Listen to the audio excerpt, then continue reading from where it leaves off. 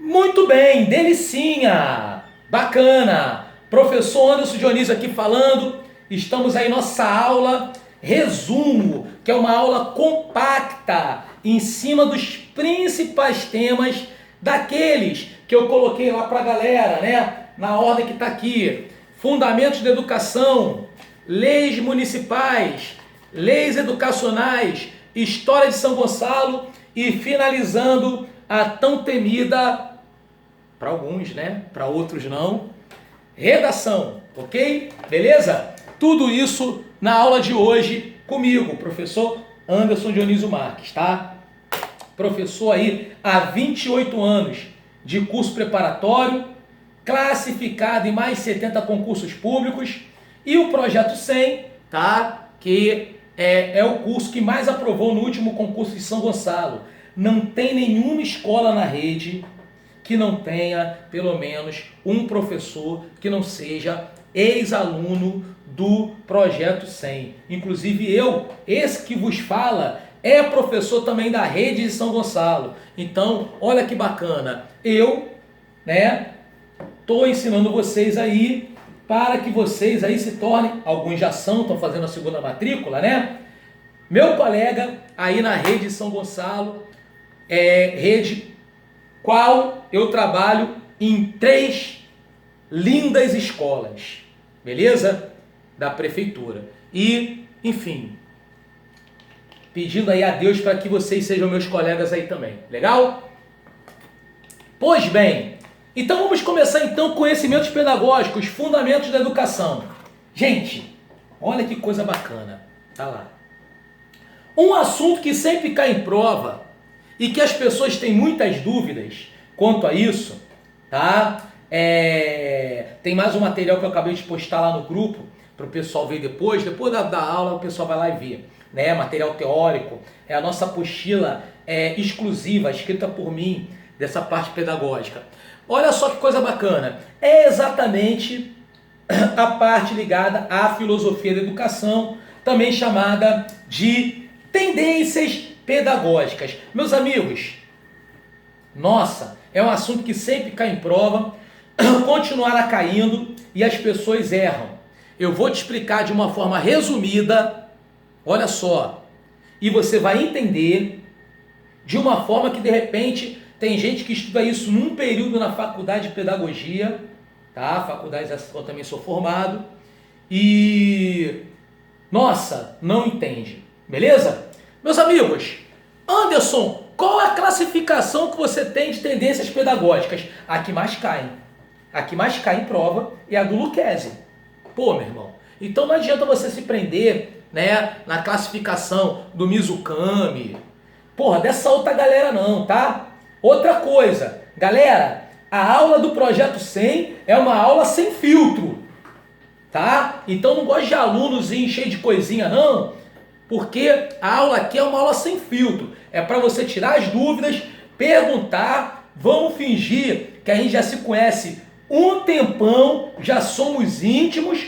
Para quê? Para que a gente tire nossas dúvidas aqui o máximo possível. Não ficar naquela formalidade.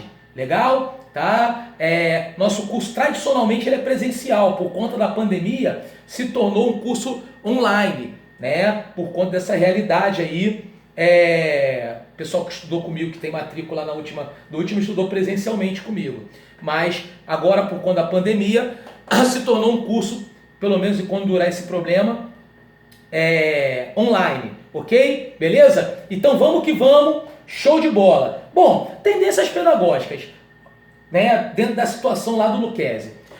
Existem basicamente 2 grandes correntes, 2 grandes pilares, as tendências liberais e as tendências progressistas, ok? Beleza? Tendência liberal e tendência progressista. O que é uma tendência liberal? A tendência liberal, ela se divide em 4 tendências. Temos a tradicional, temos a renovadora progressivista, temos a renovadora não diretiva e temos a tecnicista. E a outra grande corrente é a tendência progressista. A tendência progressista se divide em três: libertadora, libertária e crítica social dos conteúdos, que também é chamada de histórico-crítica. Ok? Beleza? Bom, como cai questão de prova? Ele coloca uma história e pergunta qual é a tendência, para você falar qual é a tendência. Então, meu amigo, olha só, de forma objetiva aqui, ó, resumida, né? A aula de hoje não é resumo? É resumo. Então vamos que vamos. Olha só. O que você tem que fazer? Usar as peneiras. Primeira peneira, beleza? Saber se ele é liberal ou progressista. Como é que tu vai saber? Liberal é toda tendência que é favorável ao sistema. Progressista é toda tendência que é contrária ao sistema. Então, meu amigo, tá falando mal do sistema? É uma tendência progressista. Quer mudança social? É uma tendência progressista. Não falou mal do sistema? Não quer mudança social? Anderson, que sistema? Sistema capitalista. Esse sistema que está aí no lucro. Beleza? Tranquilo? Tá? E eu, como professor na rede de geografia, minha matrícula lá em geografia, se bem que eu dou aula também, além de história, né, geografia e história na rede de São Gonçalo, o que acontece? Veja bem, é uma tendência, é um sistema capitalista, vamos falar grosso modo, do lucro. Né? Porque é resumo hoje. Ok? Então, não falou mal do sistema, então uma tendência liberal. Ok? Tranquilo? Primeiro filtro. Concordou com o sistema? É liberal. Discordou? Progressista. Ponto. Aí vem os outros filtros. Temos, concordou com o sistema, tradicional. Tendência liberal tradicional. O que é isso? É aquela que o centro é o professor. É aquela que o aluno, ele é um papel passivo e é o quê? Uma tábula rasa. Um vazio que tem que ser preenchido pelo professor. Beleza? O centro é o professor. Tá? Tradicionalismo, muita gente estudou isso. Muita gente estudou isso como aluno nos colégios, né? Temos a tendência renovadora progressivista e a renovadora não diretiva. Muita gente confunde uma com a outra. Tá? Ó, meus amigos, o que faz elas serem renovadoras? O fato do centro não ser mais o professor como no tradicional. Nas renovadoras, o centro quem é? É o aluno. Então, tanto na renovadora progressivista, quanto na renovadora não diretiva, o centro é o aluno. Ok? Tranquilo? Sendo que na renovadora progressivista, o que você tem? Você tem um método de aprendizagem baseado na relação de pesquisa. Já na renovadora não diretiva, que tem um apelido, o pessoal sabe qual é o apelido? Vou te falar qual é o apelido. Escola Nova. Ah, Anderson, é a renovadora não diretiva que é chamada de Escola Nova? É, isso mesmo. Renovadora não diretiva, também conhecida como Escola Novista. Legal? Qual é o método? Facilitação da aprendizagem. Então vamos lá. Progressivista, pesquisa. Não diretiva, facilitação da aprendizagem. Ok? Só para você entender a diferença entre uma e outra. E a tecnicista? A tecnicista é a mais fácil que tem. É aquela que é a fábrica. Tempos modernos, Charlie Chaplin, beleza? O aluno é visto como operário, o professor é visto como um gerente de produção. Beleza? Bom, as tendências progressistas, todas elas querem mudança social. A maior dúvida que o pessoal tem é a diferença entre libertadora, que é a do Paulo Freire, com a libertária. Vou te dar um macetinho. Todas querem mudança social, correto? Só que libertadora, mudança do pensamento coletivo para mudar a sociedade. Libertária, mudança do pensamento individual para mudar a sociedade. Olha o macetinho. Libertari. Olha o I. I. Libertaria. I de mudança do pensamento individual. Bacana, galera? Maneiro? Dúvidas, perguntas, colocações, bate-papos? Pode usar o chat aí também. Pro pessoal que não sabe o que é chat, tá, gente? Quando eu falo assim, parece até que eu sou um internauta, um youtuber ou qualquer coisa do tipo. Não, eu também tenho dificuldade aí com parte de informática aí, meu amigo. Chat aí é o tecladozinho. Pessoal mais antigo, mais contemporâneo à minha idade, né? Que não é tão internauta assim, quanto a galera mais jovem, pode perguntar aí, corrente liberal tradicional, ela é o método é expositivo. Como assim expositivo? No tradicionalismo, o professor é o centro. A palavra professor e aluno vem do tradicionalismo. Tanto que ela surge aonde? A educação formal na igreja. O que significa a palavra aluno? Ser sem luz. E o professor, aquele que professa a luz. Aquele que professa o saber. São terminologias tradicionais, tá? Então vamos lá, voltando aqui para a progressista. Todas querem mudança social, só que a libertadora, que é a do Paulo Freire, que é o quê? É a mudança do pensamento coletivo. A libertária, mudança do pensamento individual, tá? Progressistas. Tendências progressistas. São 3 tendências, correto? Libertadora, libertária e crítica social dos conteúdos. As pessoas têm dúvida entre libertadora e a libertária. Libertadora, mudança do pensamento coletivo. Vamos juntar a galera, revolução. Libertadora. Libertária, olha o I do libertária. Ria, correto? Mudança do pensamento individual. Por quê? Porque ela é autogestionária. A característica dela é essa. Ela é autogestionária. Portanto, ela é a mudança do pensamento individual. E a histórico-crítica, ou crítica social dos conteúdos? Tá? A histórico-crítica, que é a crítica social dos conteúdos, é aquela que vai prezar a relação da aprendizagem significativa.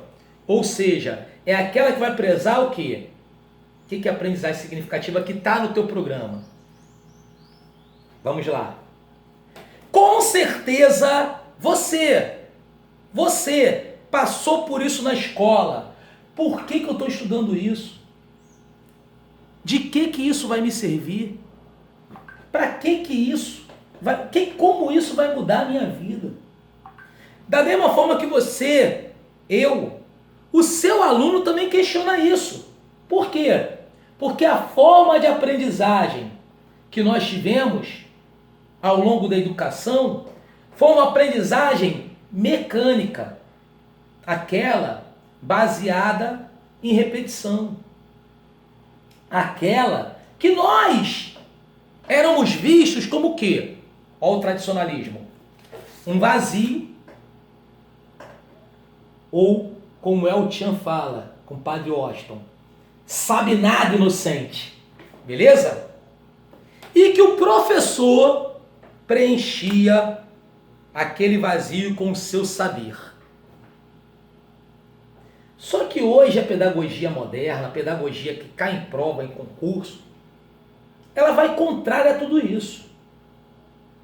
Ela é uma pedagogia que vai prezar o quê? Assim como a corrente progressista, crítica social dos conteúdos. Ela vai prezar a relação da aprendizagem significativa. E o que vem a ser a aprendizagem significativa? É toda aquela que estabelece nexo, estabelece conexão entre o saber formal e a realidade do aluno. Ou seja, é aquela que você encontra sentido no que faz. É aquela que você enxerga o quê? Conexão com a sua vida. Ok? E a histórico-crítica, a tendência progressista histórico-crítica, ela preza exatamente isso. A relação do pensamento que, baseado em estabelecer conexão entre o saber formal e o conhecimento prévio. Beleza, galera? Tranquilo? Show de bola, né, cara? Resumão pra galera, legal? Compactar. Ok? Pega depois a apostila, tá bem detalhada lá. Você tem que sentar, ler. Beleza? Assiste a aula, o vídeo, né? Assiste online. Beleza? Assiste depois o vídeo para você ter uma compreensão em relação a tudo isso que a gente está falando aqui. Legal, gente? Tranquilo? Bom, outro assunto que cai muito em prova e cairá na parte pedagógica, de conhecimentos pedagógicos, é a relação didática. Meus amigos, claro que didática é o assunto aí da parte pedagógica que mais cai em prova, ok? Em especial, três temas importantes, né? O assunto aprendizagem, que a gente já falou um pouquinho, falando de aprendizagem significativa. O assunto avaliação e o assunto planejamento. Ok? Beleza? Três relações importantes que caem muito em prova. Beleza? A relação de aprendizagem é essa relação que nós vimos. O que é dito hoje? Aprendizagem significativa. Estabelecer conexão entre o saber formal e a realidade do aluno. O saber formal e os conhecimentos prévios dos alunos. Ausubel. Maneiro? Show? Bacana? Tá? Eu cito os autores, gente, porque é aquilo, 28 anos como professor de curso preparatório. Então, enfim, vivo isso. Mas você não precisa saber de cabeça os autores não, tá? Vai por mim que tu vai na boa. Pega a apostilinha lá que tu vai na boa, tá bom? Ó, além disso nós temos aí meu amigo Zabala, né? Que fala o seguinte, sobre a relação de competências, sobre a relação dos conteúdos. Como se aprende? Então, como vamos estudar um conteúdo factual? Como vamos estudar um conteúdo atitudinal? Como vamos estudar um conteúdo conceitual? E como vamos estudar um conteúdo procedimental? Meus amigos, atenção, preste atenção no tio Anderson, vem comigo, fato. Factual é um fato. Conteúdo factual você aprende por meio da memorização. Sim. Como minha avó dizia, contra fatos não há. Pensou aí, né? Estou sentindo aqui via eletrônico. Contra fatos não há argumentos. Por quê? Porque você não aprende o conteúdo factual argumentando. Você aprende ele por meio de memorização. Exemplo, capital do Brasil, Brasília. Ponto e acabou, não se discute isso. Vai se discutir fato? Não vai se discutir fato. Bom, se bem que hoje, né, Facebook se discute tudo, né? Politicamente também se discute tudo, né? Infelizmente, questão da ciência é colocada muitas vezes em segundo plano. As pessoas confundem opinião com informação. Não vou entrar nesse mérito, até porque não há tempo para isso, porque a aula hoje, inclusive, é resumo.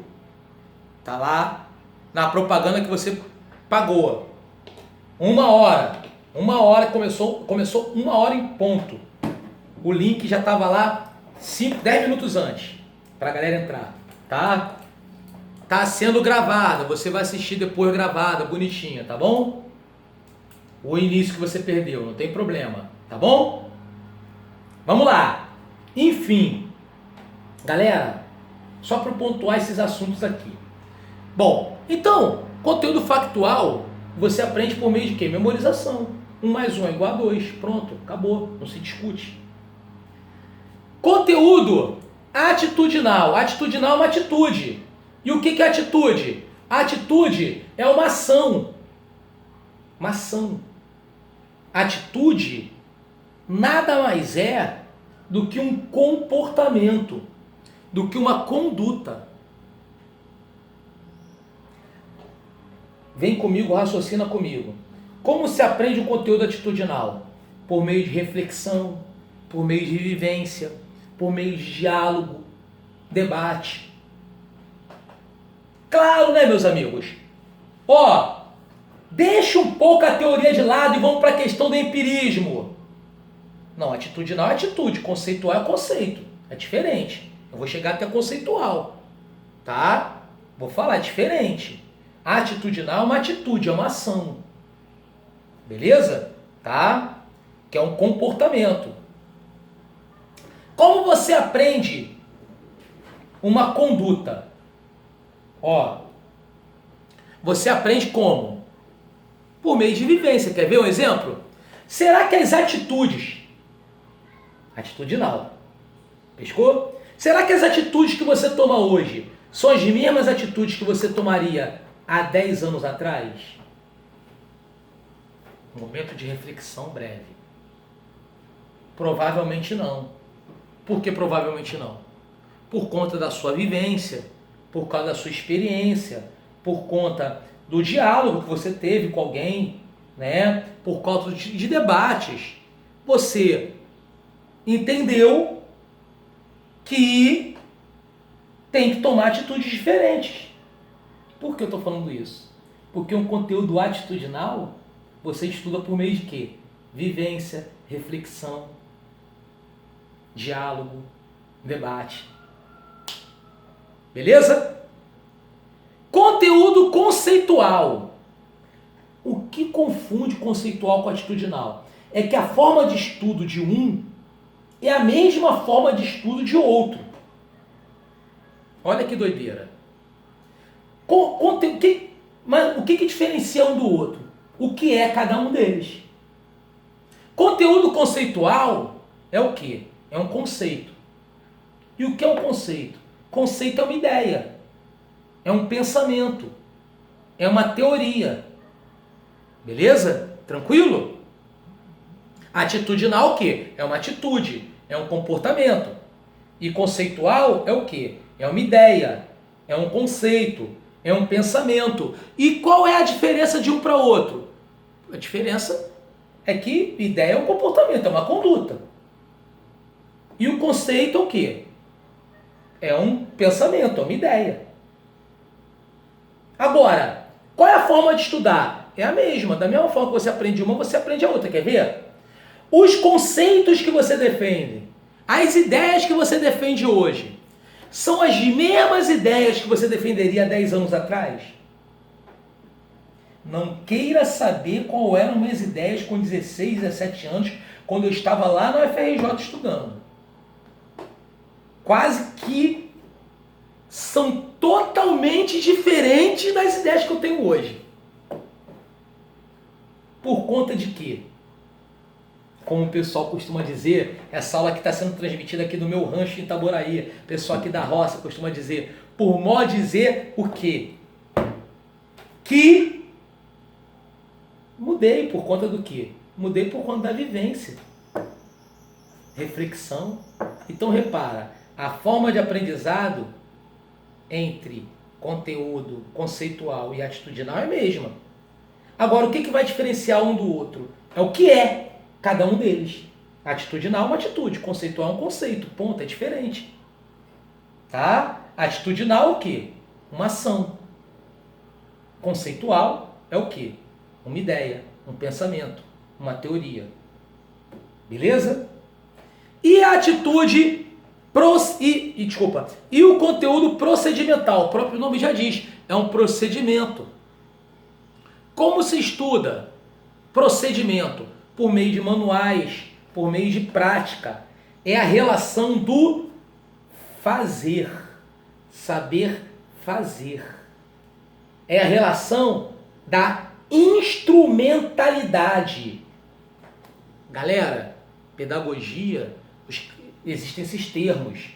São simples, mas obviamente o pessoal exige leitura, a galera com hábito de leitura. Pô, né? A aula de hoje não é de operação de milagres, né? É uma aula resumo, para você entender. Agora, para você pegar todos esses conteúdos em termos de vocabulário, com a leitura, né? Com exercícios. Ah, falta uma semana para a prova. Faço exercícios. Eu mandei uma porção de material para você. Te entupi de material para você fazer durante a semana. A gente não vai fazer na aula de hoje, só vou mostrar alguns, beleza? Tá? Para você fazer durante a semana, para a gente otimizar o tempo, porque o tempo urge, ó. Aí, ó, caraca, tá? E ó, para quê? E também, conselho que eu te dou, assista ao aulão de véspera, assista ao aulão do dia 30, de 8 às 5 da tarde. Principalmente se você está inseguro em fazer a prova. Tipo assim, pô, cara, acho que não deu para estudar tudo que eu queria. Porque sempre tem aquelas dicas, sempre tem aquelas questões certas que caem na prova que a gente vai falar na véspera. Então, várias questões a gente fala na véspera. Entendeu? Ah, Anderson, só aquele aulão vai garantir minha aprovação? Claro que não. Tá? Mas, assim, que ele vai dar o upgrade para você, vai estar a possibilidade de você acertar uma ou outra questãozinha lá, mas com certeza vai. Saiu acima e embaixo, pode me cobrar. Assim como a aula de hoje. Tá? Beleza? Conteúdo procedimental é aquele por meio de sequência, por meio da lógica. Então, por exemplo, procedimento mecânico. Mecânica é procedimento. Pode ser uma mecânica simples, desde trocar um pneu de carro. Você vê que existe uma sequência lógica para aquilo ali. Né? Afrouxar os parafusos, colocar lá o macaco, levantar o carro, tirar o parafuso, tirar a roda, botar o step, botar o parafuso, tirar o macaco, né? Depois terminar de apertar, né, o parafuso. Por que existe uma sequência lógica? Porque no conteúdo procedimental, se você alterar a ordem, meu irmão, é o que tu está imaginando. Babou, meu irmão. Vai dar caô. Literalmente. Por quê? Porque a ordem, ela tem rigor. Rigor. Né? Se você sair com o carro andando sem botar o step, ele vai sair sem uma roda. Se você não tirar o macaco antes de arriar o carro, né, provavelmente vai acontecer um acidente lá. Né? Enfim, já vi o pessoal fazendo isso, esquecendo. Pois bem, são características, tá? Outro assunto que estará na tua prova é o assunto avaliação. São 3 principais formas de avaliação, meus amigos. Diagnóstica, formativa, somativa. A avaliação diagnóstica é a avaliação preliminar para iniciar um trabalho. Opa, vou fazer um diagnóstico para iniciar um trabalho. Diagnóstico tem que ser longo? Nem pensar, curta duração. Mas Anderson, eu trabalho num colégio na prefeitura? Sim, também trabalho. Em que a OP, né? OE, no caso, virou lá e falou. A OE falou o seguinte, já fui orientador também, sei como é que é. Temos esse mês, iremos tirar o mês inteiro para fazer uma avaliação diagnóstica. Meus amigos, o conceito está errado. Lembre-se, a prova é teórica. Tu tem que responder na prova que eu estou te falando, que é a teoria. Na prática não é assim, porque o Brasil é um país campeão de fazer uma coisa na teoria e na prática ser outra. Por quê? Uma característica fundamental da avaliação diagnóstica é ela ser o quê? Rápida, de forma objetiva. É o mesmo pensamento do diagnóstico médico. O médico demora a diagnosticar a doença. O que acontece com o paciente? Vai a óbito. Morre. Beleza? Tá? Característica que você tem. Beleza? Característica que tem. Tá? Foi? Foi? Dúvidas, perguntas, colocações, comentários? Tranquilo, né? Bacana, maneiro. Ó, ponto. Outra característica, vamos lá. Né? Ponto número 1. Ponto número 2. Avaliação formativa. É aquela ao longo do processo. É a chamada avaliação formativa. A avaliação somativa é aquela conhecida como classificatória. Portanto, são as formas de avaliação. É aquela hierárquica, aquela classificatória. Ok? Beleza? Tranquilo? Ficou claro, gente? Dúvidas, perguntas, colocações, comentários, bate-papos? Fluiu, gente? Maneiro? Formativa ao longo do processo. Tá? Maneiro, né? Pois bem, vamos lá então. Aqui, ó. Bom, falamos de avaliação um pouquinho. Planejamento. Planejamento, meus amigos, é sempre necessário. Porém, o planejamento também tem um caráter o quê? Flexível. O que significa isso? Flexível. Tá?